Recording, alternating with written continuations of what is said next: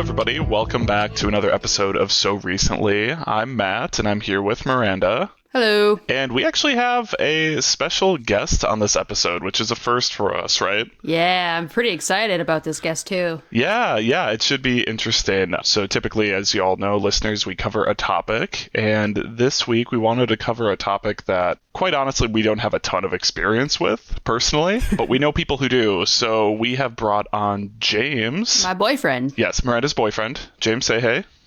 Hey, James. Hey, James. And he's going to be covering D&D because James plays D&D pretty regularly, right? More colloquially known as Dungeons and Dragons. Oh, yeah. I'm just going into, like, the abbreviations immediately, so I should probably clarify. Dungeons and Dragons. You're already in the know. You're talking like a professional. We're in the weeds. We've already done One Piece. We've done anime. We've done all sorts of stuff. So, like, it's probably okay for our listeners if they're listening this far. But D&D, you play several times a week. How long have you done that? I don't play several times a week, but we play. Yeah, I thought you played, like, twice a week. No, not anymore. Oh, okay. But you have in the past played several times a week. Yeah, like, currently my Dungeons and Dragons rotation is at every single Wednesday. Okay. With a couple of friends from high school who have also been playing D&D for a long period of time. One of my friends in the group is like an RPG game or a tabletop RPG fanatic, so she's the one who's got like 4 games a week. Oh my! I can't even imagine. It's like, that sounds upwards of 10 hours a week, just like playing games online. Discord. That's insane. That's insane because I know my stepbrother Chase has like 2 going, and he plays with people from Australia, so they have a specific time that they have to do it at because Australia is like a completely different time zone, guys. I couldn't even tell you offhand like what the hour differential is between that, but I know it's not good for for your brother. It's going to be at off time. So, okay, so James, obviously you play D&D. We've talked. It's Dungeons and Dragons for our listeners who don't know what D&D is. Maybe you've seen Stranger Things. Yeah, maybe you've seen Stranger Things, but maybe you weren't sure what was going on. So yeah, could you share a little bit about what that is? What the D&D game looks like? If you've never heard of it, Dungeons and Dragons is a fantasy tabletop role-playing game in which the players and the dungeon master go on an adventure using wizards and sorcerers and fighters and thieves, slaying monsters, saving kingdoms, and all sorts of stuff like that. You sit at a table, you have the one dungeon master at the head of the table, and the dungeon master, he sets the scenes and sets the stakes and calls for whatever the players want to do. They facilitate the action of the game. So it's mostly like improv, right? Yeah. At least as far as like the role playing, right? Like, because there's a game underneath it as far as like how you battle and you fight and do missions and stuff. Correct. It's definitely a very theater kid kind of game. Like I don't think I would call myself a theater kid, but I can feel it, coming out of me when we were doing like the improv talkie sections. But yeah, so there's like game mechanics where you have stats and skills and you roll the dice, the 20-sided dice that everyone's seen before. Mm-hmm. Sure. And people, depending on how their characters are built, they play their character sort of in line with, depending on their stats. So if you have a very charismatic character, they tend to be they call it the face of the party. So they tend to lead the conversations more of the time. They make the tricky rolls trying to persuade a guard to like let us in under the cover of night, or bribing a bartender for secret information on what those guys over there in the shadowy corners are up to. Okay. So it's like, obviously you talked about like rolling a d20, you have your skill checks, you have different things where you're trying to see if you succeed at different roles or different things you're attempting to do. But then there's also that improv side of it. Because I know, like, I play a lot of board games, obviously. We've talked about this before on the podcast and outside. Like, I really love, like, a game, like, the mechanics, the systems, the, like, how I do one thing over here and it influences a play I'm making an hour later in the game. Obviously, it's a little bit different in D&D because it's a lot of, like, in my mind at least, it feels a lot looser. Would you say that's true? Like, there's still obviously mechanics built in, but it feels looser to an element as well. I would say as far as I would say the game has definitely the at least 5th edition Dungeons and Dragons, which is the only version of that game I've played, is concerned. It has a little bit of freedom for improvisation and kind of free-flowing, loosey-goosey. You have maybe some weird idea. It allows for the dungeon master to kind of make judgment calls on what the player is trying to do, and if it's, outside of the realm of what is written down on the book, it allows for that freedom. But for the most part, in terms of combat, it's written down. There's a big combat chapter in the book with spells that it's all described in great detail that sometimes contradicts itself. Or is vaguely defined, but it's more strict than you think it is. Sure. Okay. Okay. Yeah. I was wondering something like that because I know it's a lot of improv. And I know you've told me some like, oh, it didn't go as planned, or we got completely sidetracked on this part, and so it the story doesn't evolve fast enough, or maybe the DM has to pivot a little bit to get back onto the quest. So I was wondering like how you can play a game that has so much improv and dice roll checks and basically chance, and somehow you weave it into a story and a game. Like, that just sounds really hard to me. It definitely is. It takes a lot of practice. If you're trying to dungeon master for the first time, it's definitely easier to start with a pre-made campaign, like written by Wizards of the Coast or any of the third-party content creators. It defines most of the game for you, and you don't have to worry about like writing the story, so you have a vague idea of where the plot wants you to go. Mm-hmm. And there's also the element of the people you're playing with also have to want to engage with the story. So you're not going to have a good time if you say, hey, there's a quest, look at that, whoa, and the players are like, I want to go open up tavern. Yeah. When you want to start a campaign, you kind of have you chat with your friends and you say, what do you want to do? You kind of lay out a bunch of things where you can go like really, really free form where the DM has basically nothing except for a couple starting like ideas to just build off of. But you have to be really good at improvising, or you would say, hey, I've got this adventure. It's gothic horror. The objective is to fight and kill a vampire. You kind of have to be on the same level as with your players, and you have to kind of want the same thing as far as the story is concerned. Right. I remember in college, a friend of mine, for a high school project, made his own D&D tabletop style game called Nottingham, and we tried to play it as a group, and similarly another friend adapted Nottingham into Nottingham like 2553, which was a sci-fi Nottingham.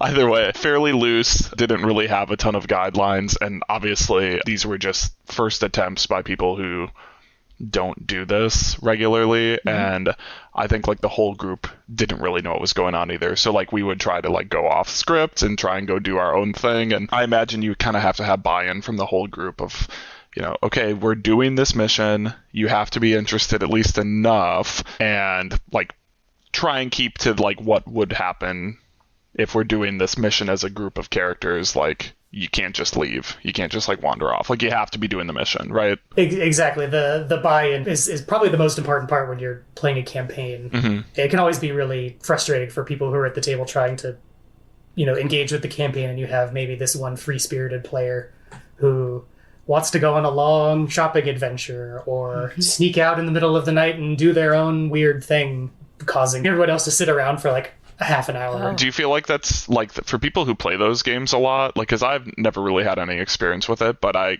could imagine that a newer player might be interested in that just because it's like so freeform as far as like the options you're given. Is that something I assume once people have played quite a lot, they're probably not doing that. They're probably sticking to the script or at least kind of following along? Or do you think it's the opposite? I don't know about that. I think it's the opposite. Just on my experience, I played once with you, Jamie, yes, and your friends, and I was very scared to make any big moves. Like, I was like, I don't know what I'm doing.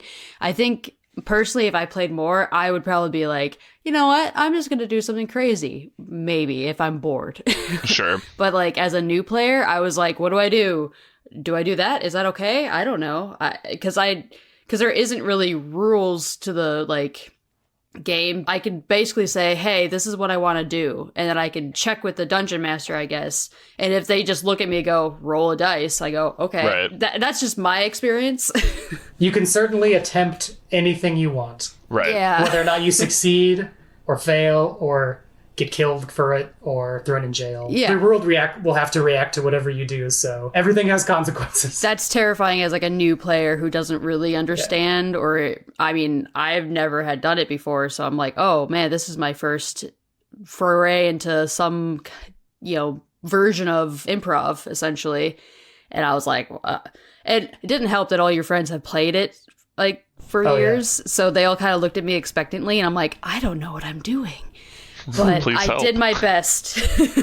Yeah. I would say usually, in my experience, for a first-time player, they usually go one of two ways, be it your case, which is like, I don't know what to do, I'm not going to try to, rock the ship too much. On the other side of the coin, you have there's no rules, I'm going to rob a bank. Yeah. Right. Or I'm going to burn down a ship. I am a rule follower. Right. I feel like I would be, just because I'm so used to board games and the constraints that you have with like, this is the rule, you have to do this. I feel like if I was playing D&D, I would probably go in the opposite direction of Miranda, where I would probably want to do something immediately. And I think that's just because of the novelty. Like, I'd want to do something weird, but I imagine as I got more used to the rhythm of it being like, this is a game, this isn't me improving, right? It helps if you think about it in a way. The rules are not there to tell you what you can and cannot do, right, but they tell you how difficult it is to attempt what you're trying to do. Right. Like, you can try anything. Right. But according to the rules, they may make it more easier or difficult depending on how you're doing it, right, or what you're trying to do. And some of the constraints would rely on like the DM being able to come up with a scenario if you decide to pivot away from what they're intending you do, I would imagine. Yeah. So like pivoting away from maybe like a big story beat or like a big discovery maybe works well with like a really experienced DM, but I imagine if you're like a new group with a DM who's fairly new, that probably would suck. Like, it probably wouldn't be worth doing. I think it depends on how well you know your players, because if it's, if it's myself and the people I play with on Wednesday, I would probably ask them, are we just abandoning the story? Should I be doing something else? Or is this just like a quick little jaunt that we're planning on reconnecting back into the main story at some point? Like, obviously, like, you have to, you're playing with your friends, you try not to waste each other's time. Yeah. Yeah, you kind of have these conversations in and out of the game time, and you're, trying to make sure everyone's on the level with and happy with what we're doing. Right. So I think being a DM that's not too rigid, if we're in the middle of the scary vampire adventure, nobody wants to do that anymore, I'd probably like, we could start something else. Like, we kind of just need a pivot then. Yeah, because, the way it's set up is not super convenient for that, but... right. We can pivot and, your characters are the same level, we're doing a new adventure. Like, but it depends. You just, be adults, talk to your friends. Like, be adults. What a line. I've read, there's a subreddit called, like, D&D horror stories, or something like D&D horror stories, and... Yeah. A lot of the issues boil down to just be an adult and talk.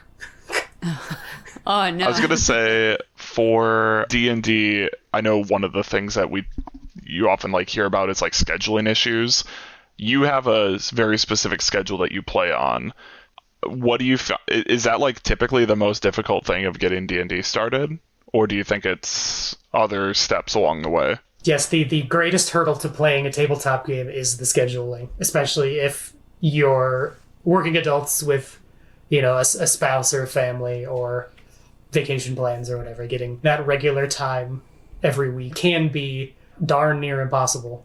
I don't know if you guys swear on the podcast or not.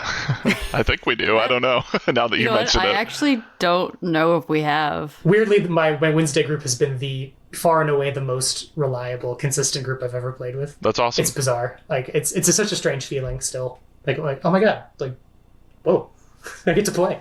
Yeah, it's like super rare when someone cancels for one reason or another, but it's pretty rare. It's true. That's probably pretty nice too, because I had other friends who have played before, and they always run into issues of, we do it every Sunday, but this person's unavailable, or the other issue, which I assume might happen occasionally if you have a really good, consistent group, is they're always available, and I now don't have my Sunday nights, or I don't have my Wednesday nights free, but I suppose that's something you sign up for, so it that's is a kind of the goal, you have to be able right? to make, is that Am I ever gonna need a Wednesday ever again, or a Sunday night or Sunday afternoon, something like that. Will I ever need a Wednesday again? Right. And with the group you play with, like, you play online, correct? Correct. Okay, because I know that's like the other thing. I've never talked to someone our age who has an in-person D&D group that meets weekly, and I imagine that would be a nightmare to schedule. But have you ever done that? Or Yeah, I think. But before I met you guys, I was playing with a group with my friends from my first job, and we would play at one of their houses fairly regularly. Okay. I forget what day of the week it was, but maybe it was Sunday. But they were the hosts were always the busiest ones because they were a married couple who would travel a lot. But we got through. Actually, we did get through 2 campaigns. Okay. So, I mean, now that I think about it, it was pretty consistent. Do you feel like being in person elevates the experience for you, or do you feel like being online is actually better? Because I know, like, some of my friends are like, actually, online's really cool because then I can just, like, improv a little bit more. Maybe it's a little bit more natural or a little bit less uncomfortable if that's not something. Like, I don't have experience improving, so every time I've been in any of Miranda's shorts and I have to act at all, I feel terrified. You did great, though. I do my best. I do my Dude best. was fantastic. You do so good. It's like my one Your big break. okay-ish break, yeah. But yeah, do you feel like there's a one that's preferred for you, or? I think getting people together in person is tricky. Just like logistically, you have to worry about traveling. Is it a pain in the butt to get across town? What time of day is it? You have to worry about rush hour traffic every time. But the upside of virtual is you do have a ton of freedom with virtual tabletop programs, and all you have to do is hop on your computer and pop on Discord like we're doing right now, and that's how you do all the communication stuff. But as far as the actual game mechanically part, we use a program called Foundry, which is a virtual tabletop simulator hosted by the dungeon master that people connect to via just their web browser, and they see their character sheets, they see a map. They see whatever the dungeon master wants to show them, and battles can happen on there. Dice rolls can happen virtually. It's a fantastic, crazy software that anybody can contribute to with weird modules and campaigns and even other game systems that they want to create and submit to the website. Yeah, that's cool. So you're saying that this would be perfect for people who don't want to collect dice. Yes, like me, who does not buy dice. Yes. You don't buy dice? I have a couple, but he has a couple. Hold on, there's a qualifier already.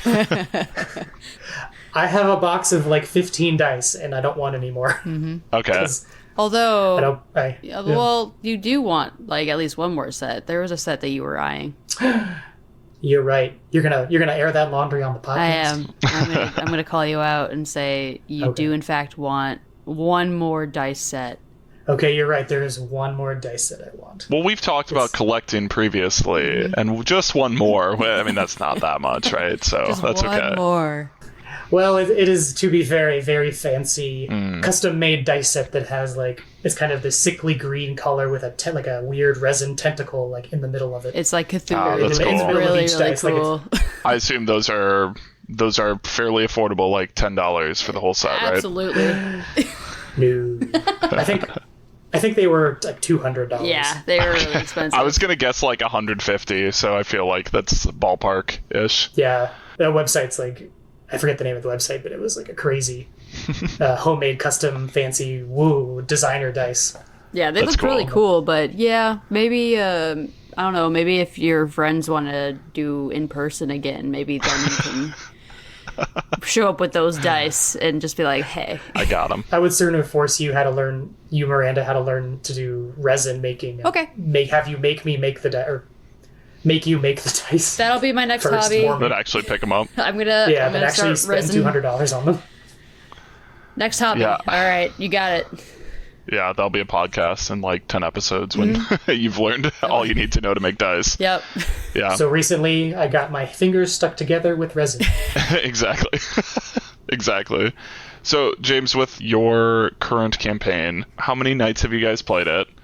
What is going on? You're not the DM, you already indicated, so what are you doing in it? Well, actually, as it turns out, as of Saturday. What day is it? Yesterday, Sunday, we're done for the year.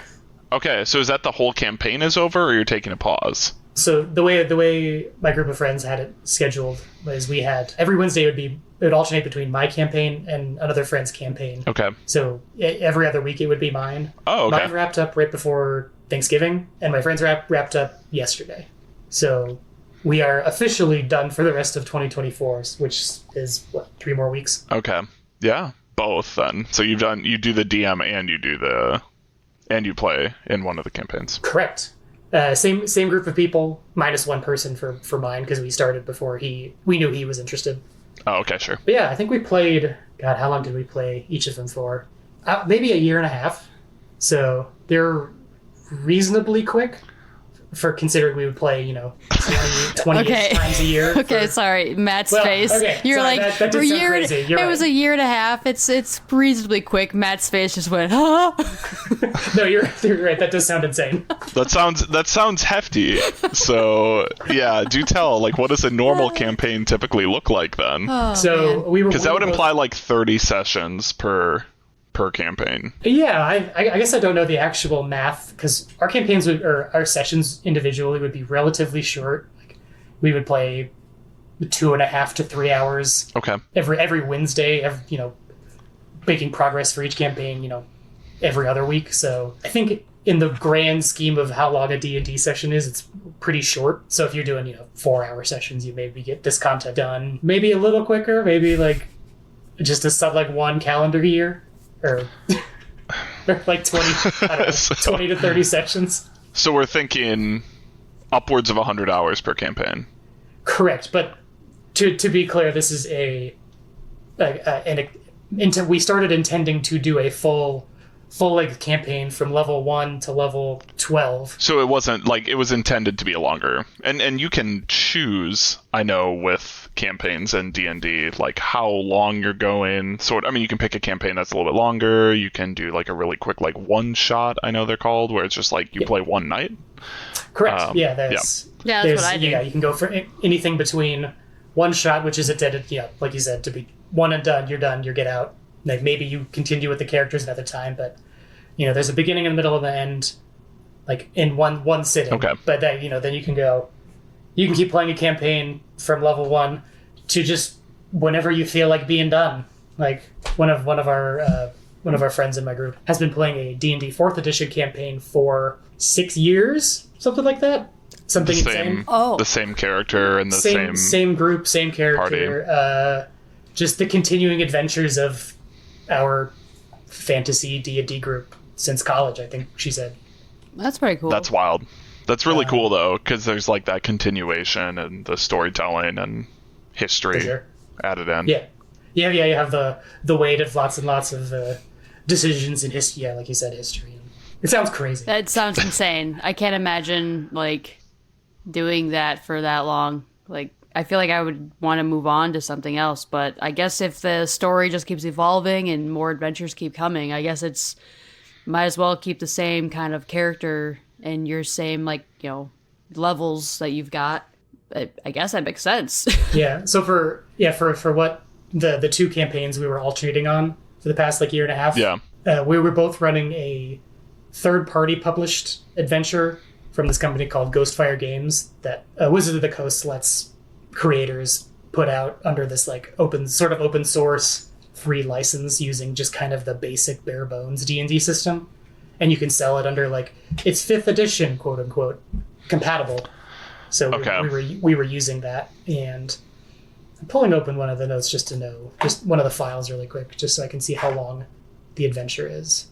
So it's each of them is 6 chapters of a series of things, and chapter 3 of this one that I pulled up is 53 pages, and it involves 3 or 4 different locations, a handful of battles, and a beginning, middle, and end for each of these individual scenes. It's cool that there's the optional I don't know, the idea that there's a system, right? And then you plug in potentially different stories that don't necessarily have to be made by the same creators or the same company. We talked a little bit before recording about other systems, because you play D&D, right? We've been talking about that the whole time, but Yes. D&D is one part of tabletop RPGs.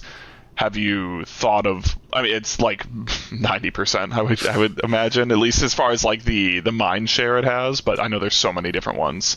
Yeah, I can't speak to the mind share, but it's got to be easily the biggest slice of the pie. Right, it's the most well known, at least for sure. So, like, do you have interest in playing other types of systems, or do you like D&D's system for what it is? Kind of both. I feel like I've been around the block enough times with Dungeons and Dragons 5th edition that I'm sort of getting a little tired of it as from a player perspective. It's like, okay, I've played basically every character. I know how the system works. I know what all these spells do. You know, there's not that much more space for like new creative things to learn and try to figure out. So maybe less surprises. There's less surprises. Mechanically, they're not pulling anything new that you've never seen before. That is a very good way to put it, actually. Okay. So the most surprises from pretty much now on is going to have to be just from the adventure itself. Right. It's like a little more routine as far as the systems go now. Correct. So for me personally, it's only taken 6 years. Yeah, I mean, it sounds like it's got a deep enough system that it's keeping you occupied. But like, yeah, I suppose at some point.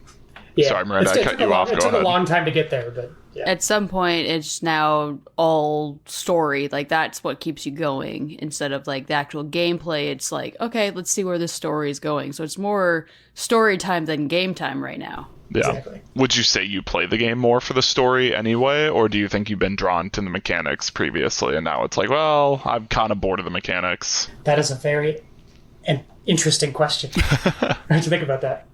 I don't... Is it embarrassing to say I just like hanging out with my friends? No. I was going to say yes, but no. It's not, no. Right. I mean, I like D&D, and the system's interesting, and it's kind of fun to come up with interesting interactions kind of within the core of the system, but the group improv role-playing aspect of it is the part that I like the most. Sure. So I guess it would be the adventure for the most part, but the camaraderie with my pals is what I like the most. Sure. That's cool. So that I mean, too cringe. No, but I think that like kind of plays off the, talking about different systems and stuff, and you're saying you're a little bit bored with the systems in D&D. Like, part of it is finding time to hang out with your friends. So, yeah. I guess, do you have any like types of RPGs that you're interested in trying out soon, since you've wrapped up these campaigns, or are you thinking like stick with D&D because I know it, and maybe try something like this down the road? Yeah, it's fun. It's funny you asked that. For next year, we're sort of getting our ducks in the row. So it's going to be me and the same friend DMing again, alternating. She's going to keep doing Dungeons & Dragons 5th edition with a different company's third-party adventure called Sunken Isles. Okay. I think it was a Kickstarter, but apparently it's pretty good. But for me, I'm changing systems entirely. Okay. No more D&D. I'm over it. No. This ain't a D&D podcast anymore. Nope. This ain't a D&D podcast. We're switching. What is it now? We're changing the title. This is a Blades in the Dark podcast. All right. Welcome to so recently, Blades in the Dark. No. Jamie, go. Yeah, so what's the difference, I guess? Why is that like something you want to pivot to? So Blades in the Dark is an entirely imagination-based system. Like, you still have a character sheet that has your character's stats about like what types of actions they're good at, but it is very specifically you are bad guys, you are thieves, you are in this horrible post-apocalyptic forever nighttime city constantly haunted by ghosts, and your objective is to make it rich by doing crime. Oh, fun. And there's no tabletop maps or figures. Like, you still roll dice, but they are only D6s. Okay. And you have infinitely more freedom to get your way through situations using your imagination. And the dungeon, or the game master in this case, has the freedom to thumb on the scale in terms of the stakes, so they can set like... It seems like it's a very more free-form game that has a lot less crunchy rules remembering type stuff built into it. Sure. So kind of at the beginning when we were talking about like, is it like a really mathematical game, or is there like systems heavy or not? Like, it's almost like what I was saying at the beginning, or assuming D&D might be, which is pretty free form, loose. This is more that, and D&D is more I guess system based than this is. I mean, there's a system, right? But it's easier, or it's less.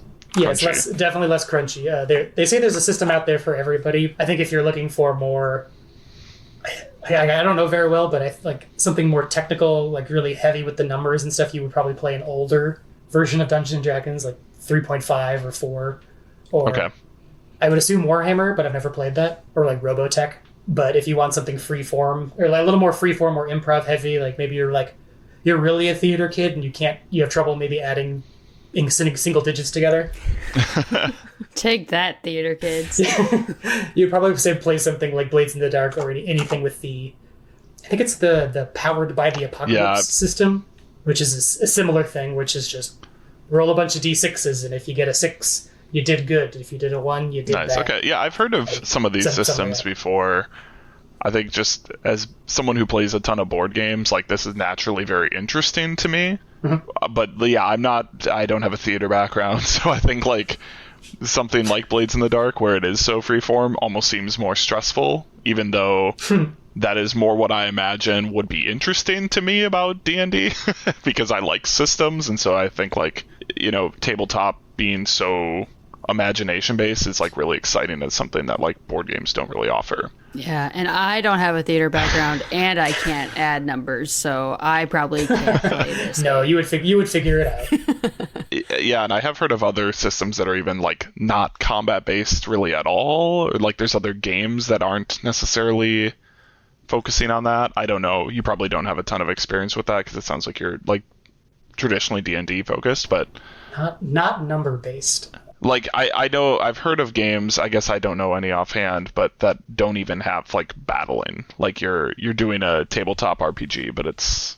not necessarily combat based. But I mean, Blades in the Dark does fit that sort of. It fits that vibe because you don't have HP. You just take wounds. Okay. Wounds affect like if you take a wound during a heist, it affects your abilities going forward.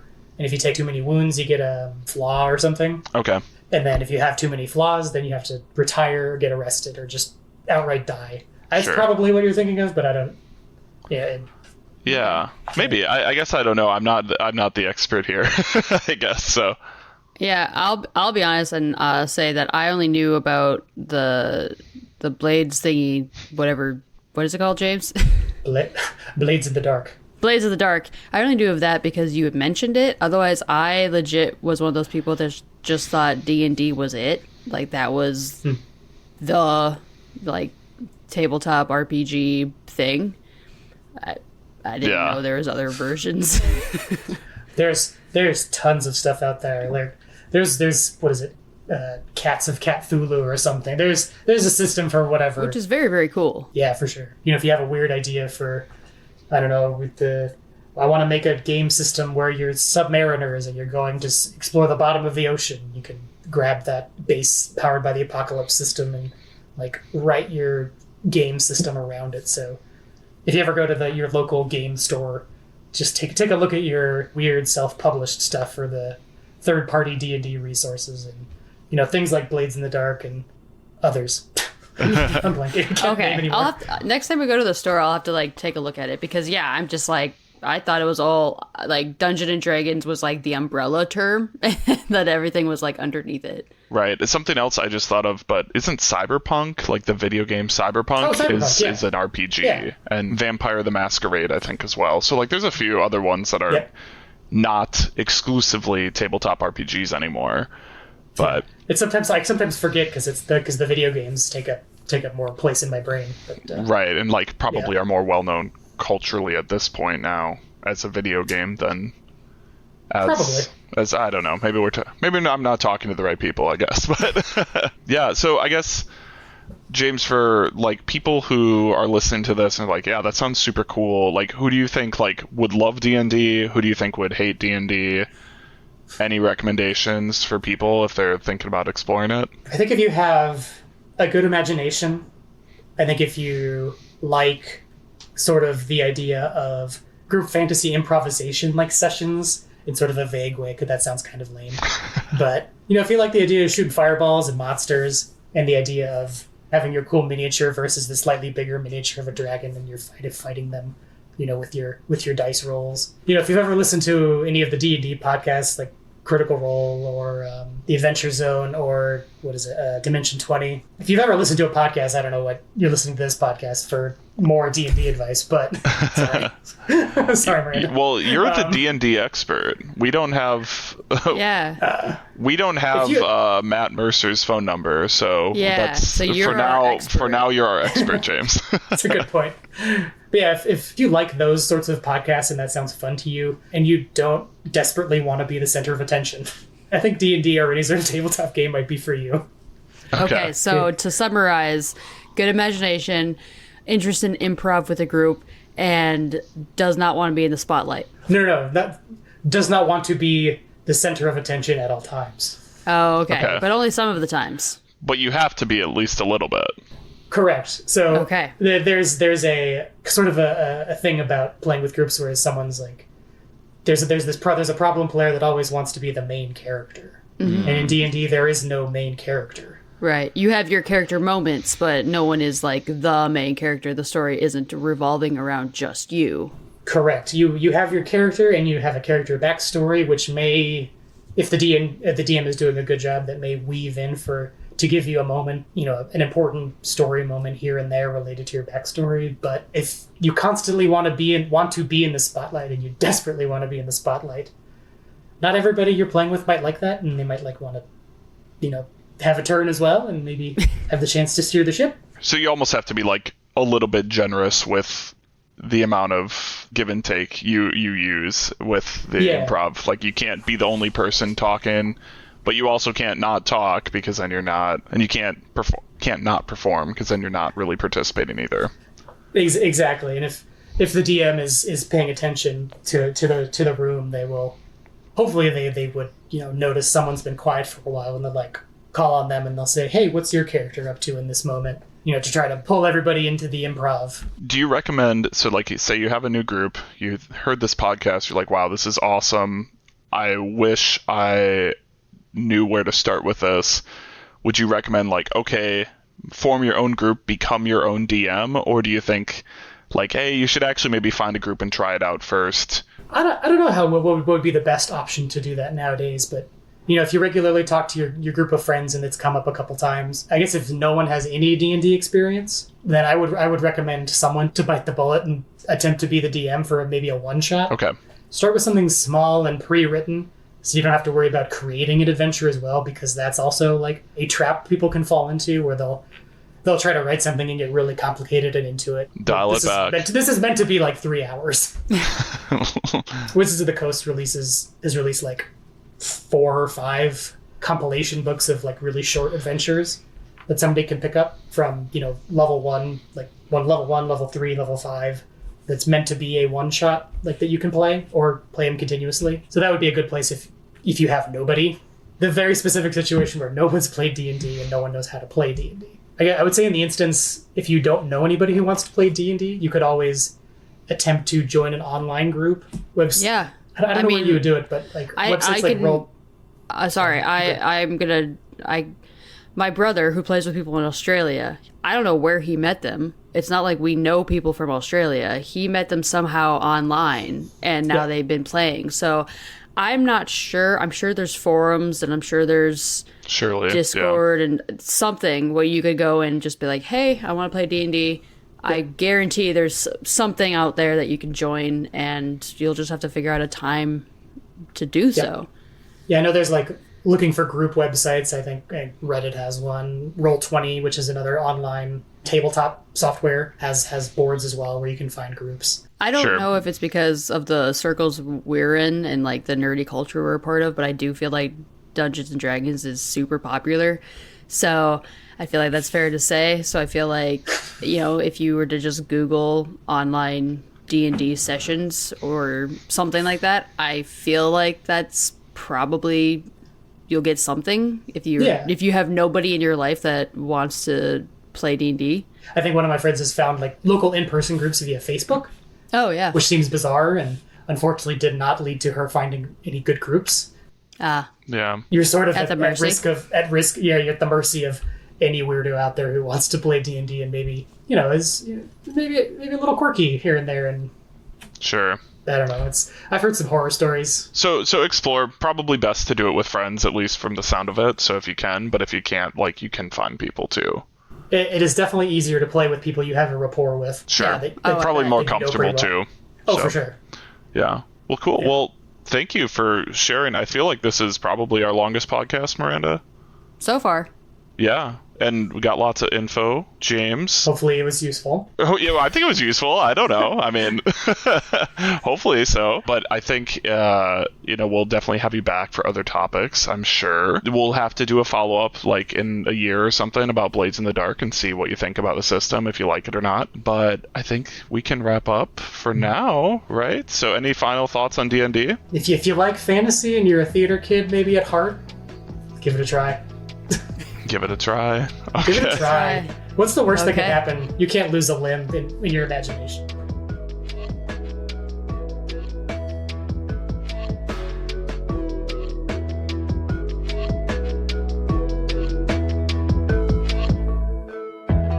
Well, awesome. Well, thank you so much for joining us. Listeners, we'll be back again with another episode. I think next week is Miranda's topic, so that should be fun. We'll cover something that she's been up to, but just final roll call. I'm Matt. I'm Miranda. And who do we have with us? James, you gotta say your name. I was James. And you're James, and this is So Recently. Thank you all for listening. We'll catch you next time. Bye, everybody. Bye. Bye. I don't know. I was supposed to say something.